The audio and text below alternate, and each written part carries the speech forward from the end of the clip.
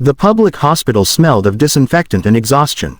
Ceiling fans groaned as they pushed hot, stale air in slow circles.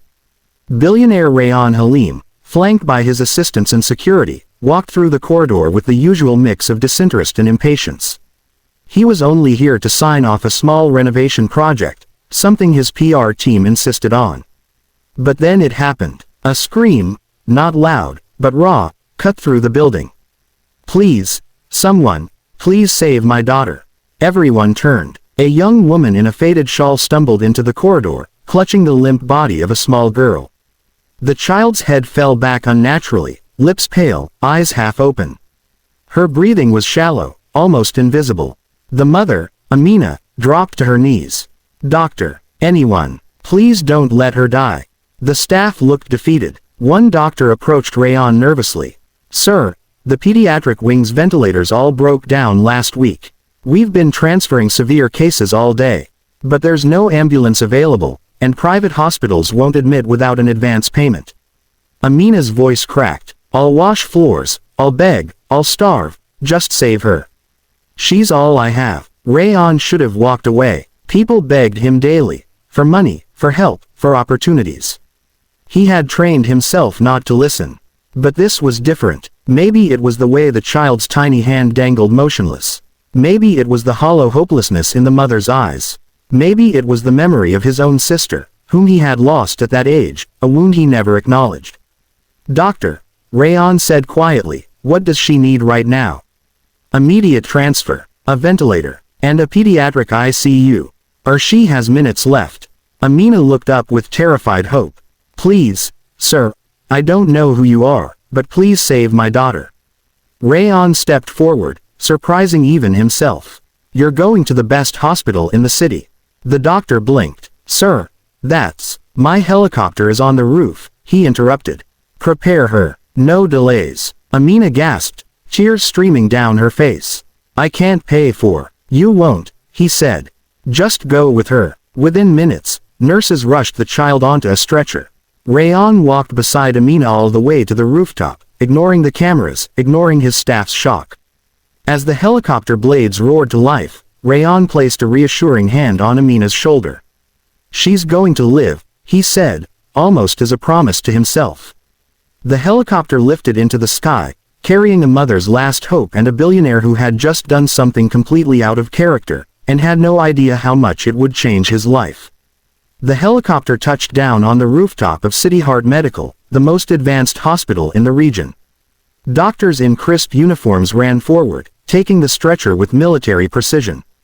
Beeping machines, oxygen masks, and hushed medical commands surrounded little Heba as she was rushed through sliding glass doors.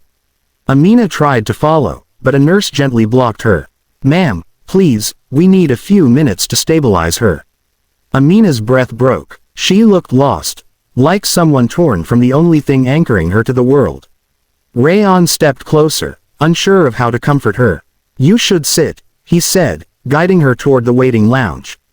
The lounge was cold, too clean, too silent. Amina's hands trembled violently. She stared at the floor tiles as if they could give her answers. "She wasn't even sick last week," she whispered, voice cracking. "She was dancing in the courtyard, laughing. Then the fever came, and it never went down.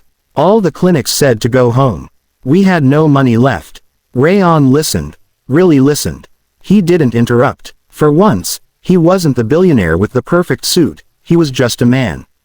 Watching a mother crumble. "How old is she?" he asked softly. 8, Amina said. "My husband, he died 2 years ago in a bus accident. Since then, it's been just us." She wiped her eyes. "When the doctors at the local hospital said they couldn't help, I thought I would lose her too." Rayan's jaw tightened. His mind flashed to memories he tried to forget. His younger sister, pale in a hospital bed, doctors whispering the same words, "There's nothing we can do." He swallowed hard. "She's getting the best care now. She has a chance." Amina looked at him with tear-filled eyes. Why did you help us? You don't even know us." Rayan hesitated, surprised he didn't have an answer. He always acted for strategy, reputation, influence. "But this time, I couldn't walk away," he finally said. Just then, a surgeon in blue scrubs entered the waiting area. Amina shot to her feet. "Doctor, is my daughter?" The doctor removed his mask. "We've stabilized her breathing, but she's still critical. We're preparing her for emergency surgery. It's going to be expensive and risky." Amina's face went pale. I can't afford." "You don't need to," Rayon said immediately. "Do whatever it takes." The doctor nodded. "We'll begin at once." As he left, Amina turned to Rayon in disbelief. "You saved her once already. You're still helping. Why?" For the first time in years, Rayon felt vulnerable. "Because no mother should beg for her child's life," he said quietly. "Not if I can change it." Amina covered her face and sobbed. Not from fear this time, but from fragile, unexpected hope. Rayon sat beside her, silent but steady. For the first time in his life, waiting for someone else's child felt more important than any business deal he'd ever made. The double doors of the operating theater slammed shut, sealing Hiba inside and leaving Amina and Rayon behind in a corridor filled with cold light and colder fear. Red letters above the door flashed. "Surgery in progress." Amina's knees buckled. She slumped into a plastic chair, clutching her scarf like it was the only thing keeping her from falling apart. Inside the glass walls of the ICU hallway, doctors and nurses moved swiftly, their silhouettes blurry behind the frosted panels. The world beyond that door felt unreachable. Minutes stretched, then an hour, then two. Every time a nurse walked past, Amina jolted. "Is she okay? Is something wrong?" Each time the answer was the same. "Please wait, ma'am." Rayon stood by the window, arms crossed, but his usually steady demeanor was gone. His jaw was tight, his breath uneven. He kept checking his watch, even though he knew it made no difference. His assistant, Kareem, approached hesitantly. "Sir, the board meeting." "Cancel it," Rayon cut sharply. "But the investors are." "I said cancel it." Kareem had never heard that tone from him. He quietly stepped away. Amina watched this exchange, surprised. "You must be very important," she said weakly. Rayon looked at her. "Not tonight." A loud beeping sounded from inside the operating theater. Amina froze. A nurse rushed toward the doors, speaking urgently into a headset. "What happened?" Amina cried, grabbing the nurse's arm. The nurse gently removed her grip. "Please, ma'am, let the doctors work." Amina collapsed back into her seat, trembling uncontrollably. "I can't lose her," she whispered. "She is my whole world." Rayon sat beside her, for once unsure of what to say. "You won't lose her," he said, though the words felt too fragile, too hopeful. "How do you know?" He looked toward the surgery door. "Because I won't let it happen." Amina's eyes filled again. "You talk like you've lost someone too."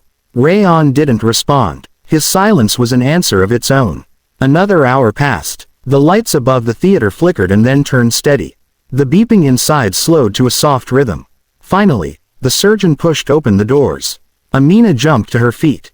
Her voice broke into 1,000 pieces. "Doctor, please, tell me." The surgeon pulled off his cap, exhausted but smiling gently. "She made it. The surgery was successful." Amina fell to her knees, sobbing with relief. Rayon exhaled slowly, the breath he didn't even know he'd been holding. "But," the doctor added, "the next 48 hours are critical. She'll need round-the-clock care, medication, and observation." "Do whatever is required," Rayon said immediately. Amina looked at him with disbelief and gratitude so deep it hurt to witness. In that corridor, under harsh fluorescent lights, two lives had just changed, Hiba's and Rayon's. The ICU was dim, illuminated only by the steady glow of monitors and the soft rhythmic beeping that now sounded like the most beautiful melody in the world. Hiba lay small and fragile in the hospital bed, tiny chest rising and falling with gentle breaths supported by machines. Amina sat beside her, holding her daughter's warm little hand, tears slipping silently down her face. After hours of terror, she finally allowed herself to breathe. Across the room, Rayon stood near the glass wall, watching. He hadn't left the hospital since the surgery. His suit jacket was off, sleeves rolled up, tie loosened. He didn't look like a billionaire tonight. He looked like a man carrying a weight he had never admitted to anyone. Amina glanced at him. "You can go home. You've done more than enough." Rayon shook his head. "I'll stay until the doctor says she's safe." Amina swallowed hard. Why? You owe us nothing. He hesitated, then walked to the chair beside her. When I was young, he began quietly, I lost my little sister. She got sick, and the hospital didn't have the equipment to save her. My parents never recovered. He looked at Hiba, eyes softening. I thought money could erase the pain. It didn't. Amina listened, stunned. This powerful man, feared by businessmen, admired by millions, was revealing a wound so deep it still bled. That's why I helped, he admitted. Not because I'm kind, because I know what it feels like to lose someone you shouldn't have lost. Amina reached out and touched his hand gently, an instinctive, human gesture. Then maybe saving her, saved a piece of you too. Before Rayan could respond, Hiba's fingers twitched. Amina gasped. She moved. Doctor. A nurse rushed in. It's normal. She's responding well. Amina broke into relieved tears, kissing her daughter's forehead. Rayan stepped back, emotion tightening in his chest. Watching them, this small family, this love, something inside him shifted permanently. After the nurse left, Rayan cleared his throat. Amina, I want to tell you something. Something important. She looked up, startled. I'm paying for all her treatments. But that's not all. He paused, gathering courage for words he had never spoken. I'm establishing a permanent medical fund in her name. The Hiba Life Foundation. It will cover surgeries, ventilators, medicines, everything, for children whose parents can't afford it. Amina covered her mouth, shaking. Rayan. That's thousands of children. And I want you, he continued, to be one of the foundation's first partners. Your story, your strength, it will help other mothers find hope. Amina's eyes widened. Me, but I'm just a mother, he interrupted. The bravest kind. Tears spilled down her cheeks. I don't know how to thank you. You already have, Rayan said softly. You showed me what truly matters. In that quiet ICU, with machines humming steadily, something miraculous happened. Not just a child being saved, but a billionaire finding a purpose and a broken family finding a protector. And the news of what Rayan Halim did next would soon shock the entire country.